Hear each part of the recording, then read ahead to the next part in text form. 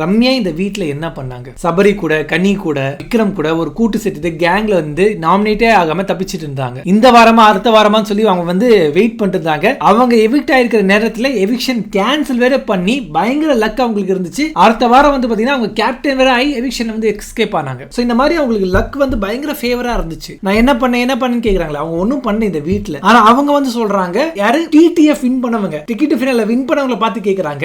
அவங்க ஒண்ணுமே பண்ணல, ஆனா ஃபினால வரைக்கும் வந்துட்டாங்க. ஒண்ணுமே பண்ணாமலே டிக்கெட் ஃபினால எடுத்து கொடுப்பாங்க. சரிப்பா, மக்கள் வந்து அவங்களுக்கு ஃபேன்ஸா இருக்காங்க, பலூனாக்கா ஃபேன்ஸா இருக்காங்க, ஓட்டு போட்டு அவங்க கொண்டு வந்துட்டாங்க நீ சொல்லணும்னா அப்ப யாருப்பா அங்க வந்து டிடிஎஃப் வின் பண்ணா? அது வந்து ஒரு டாஸ்க்ல லக்ல வந்து ஜெயிக்கிற விஷயம் கிடையாது. 8-9 டாஸ்க் வச்சிருக்காங்க. அங்க விடிய விடிய குளூர்ல நின்னு அவங்க பாயிண்ட்ஸ் எடுத்தாங்க. அதுக்கப்புறம் அந்த ஓடி ஓடி பால் கலெக்ட் பண்ணி போட்டு அவங்க பாயிண்ட்ஸ் எடுத்தாங்க. அப்புறம் கார்ல உட்கார்ந்து அவங்க பாயிண்ட்ஸ் எடுத்தாங்க. இந்த மாதிரி எல்லா ஒகேஷன்லயும் எல்லா டாஸ்க்லயும் அவங்களோட 100% எஃபோர்ட் போட்டு அவங்க டாஸ்க் எடுத்து அவங்க டிக்கெட் ஃபினால வின் பண்ணி ஃபினாலேக்கு போயிருக்காங்க. உங்களை மாதிரி ஒருத்தங்களை யூஸ் பண்ணி, ஒருத்தங்களை டிபெண்ட் பண்ணி, ஒருத்தங்க கூட இருந்துட்டு எவிக்ட் ஆகி போகல. யார் சொன்னாலும் நான் அக்செப்ட் பண்ணிப்பாங்க. ஆனா பிரவீன் காந்தி சார்லாம் வந்து சொல்றாரு பாத்தீங்களா, அரோரா வந்து ஒன்னும் பண்ணல.